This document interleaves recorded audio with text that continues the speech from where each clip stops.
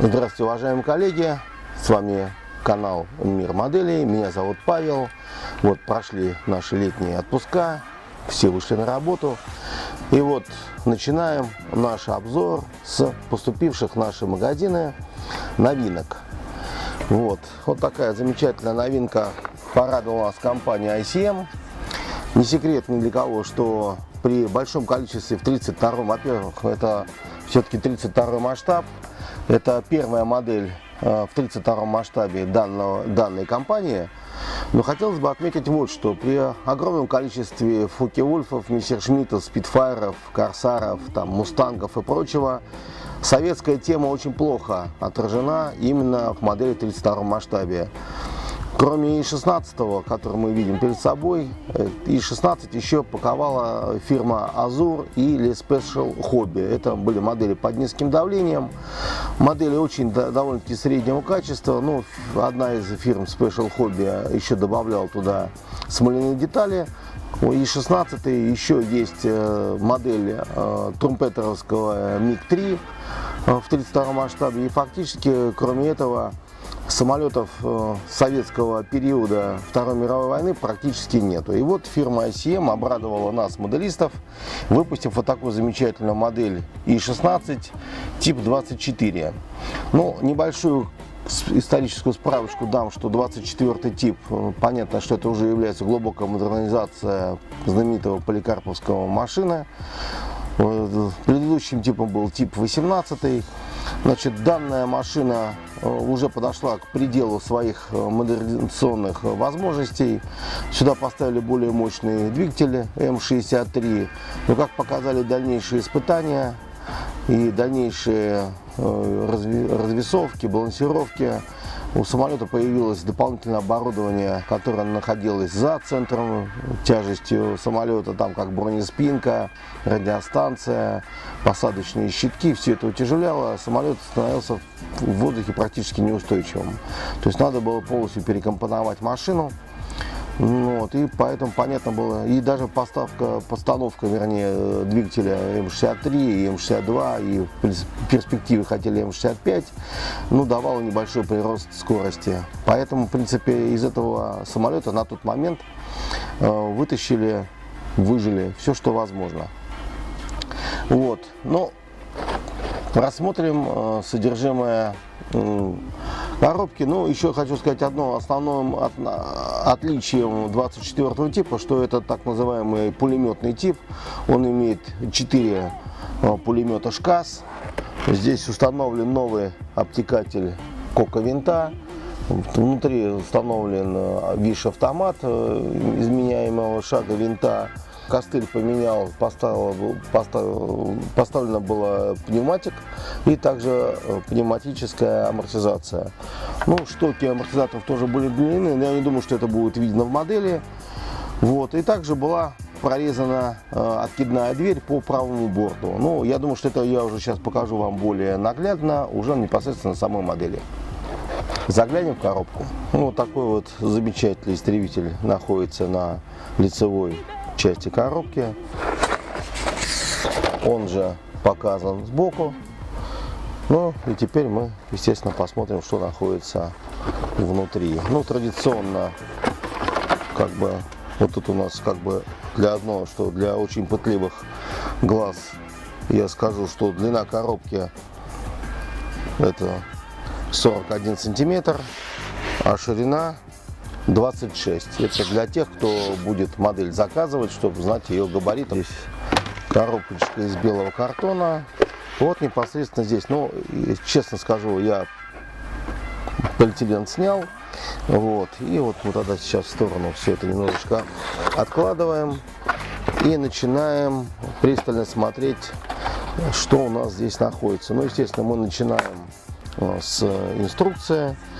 Такая инструкция традиционно. Цветное изображение находится здесь, небольшая краткая справка и цвета, те, которые предлагает компания использовать. Раньше она вовсю использовала Хамбрал в своих цветовых таблицах, сейчас это Ревел и Тамия.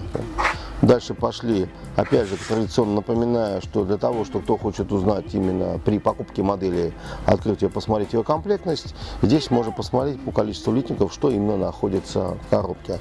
Поэтому будьте внимательны, смотрите, но в принципе здесь порядок сборки, и это я как бы немножко пропущу, ну и хотелось бы остановиться вот здесь, вот это вот. 3 варианта они дают здесь. Один непосредственно вариант 27 номер, тот, что находится именно непосредственно на лицевой части коробки. 72-й Южный фронт, 41 год. И 72-й смешанный авиаполк, так называемый, тот самолет, у которого снимался наш знаменитый ас Сафонов. Ну, говорят, что только он не летал на таком. Здесь историки скажут более точно, более правильно. Ну, сразу же покажу декаль. Вот. Декаль хорошего качества, так что можно спокойно использовать 4 варианта. Раз, два, 3, 4. То есть 3 варианта идут: голубой низ, зеленый как бы сверху защитный, ну потом в войсках это камуфлировали, все понятно. Ну и один вот так называемый серо-серебристый лак. Эта машина воевала в составе 4-го гвардейского полка ВВС Балтийского флота. Вот. Вот так я немножко декаль поставлю, но переходим вот непосредственно вот таким вот образом.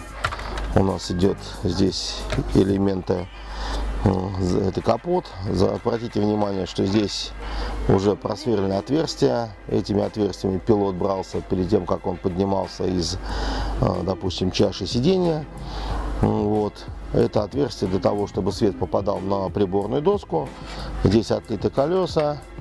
Вот элемент, правая и левая фюзеляжа. Вот хочу сказать, что это характерно для типа 24-го. Это не только вырез, вот, например, находится эта двери, откидная часть, вот эти створочка.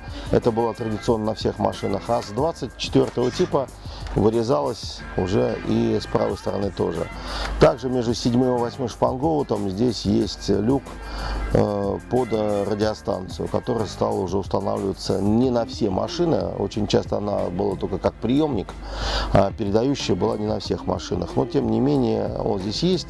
На мой взгляд, очень немножечко как бы чуть-чуть надо подсточить, но это уже на вкус и цвет, как говорится, самого непосредственно моделиста, который будет собирать данную модель. Имитировано провисание полотна. Вот.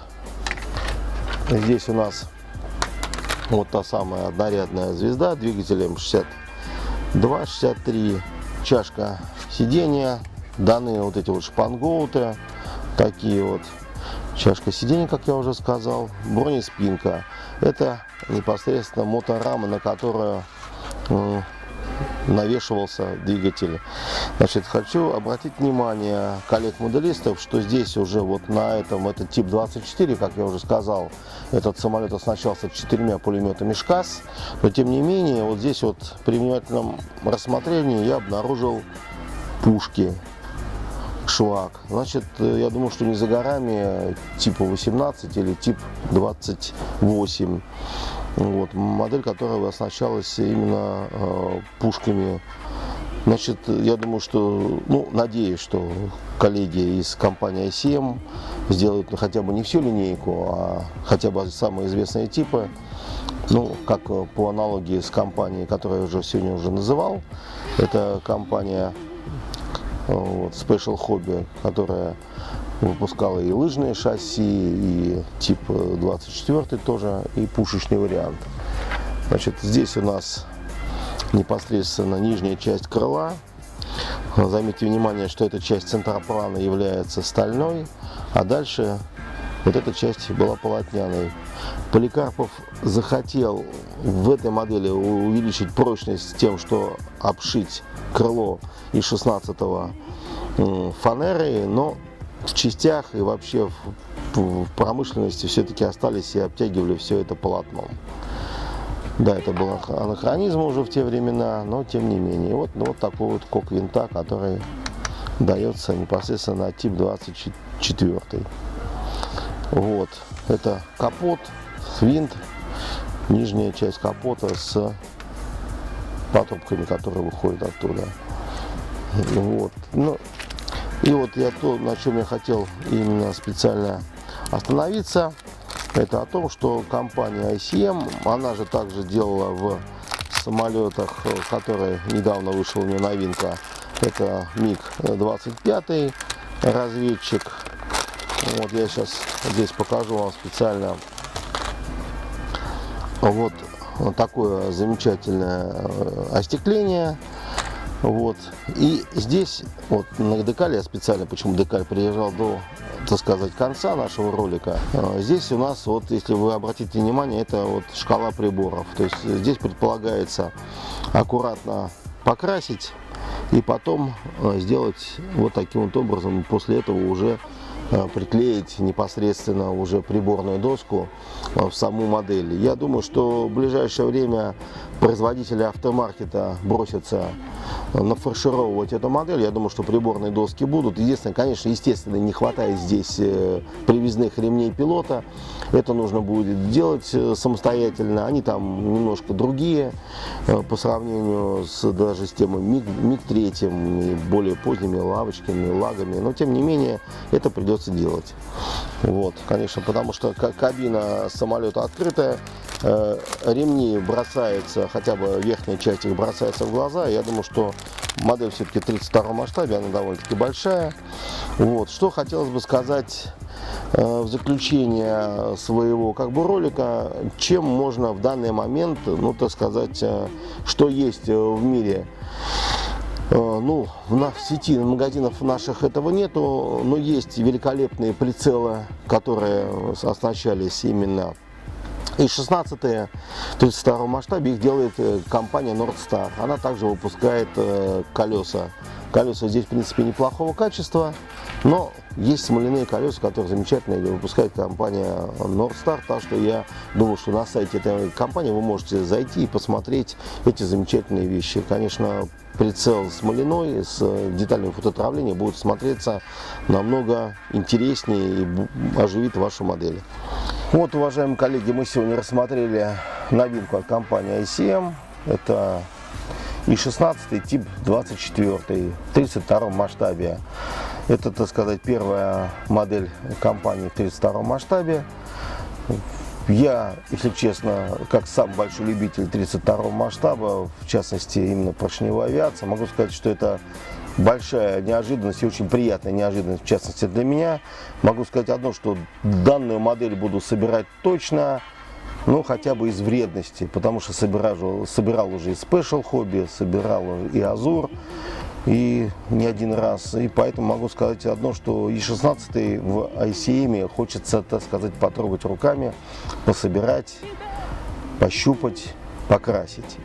Вот, всем коллегам-моделистам, которые тоже также ждали эту новинку, рекомендую в высшей степени. Очень интересная модель.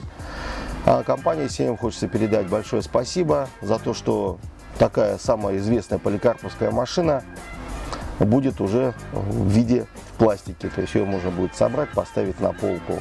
То, что мессершмиттов вот, я собирал очень много, а И-16 действительно только единица. Вот такая вот наша сегодня первая такая встреча после нашего длительных периодов отпусков. Меня зовут Павел, это был Мир моделей.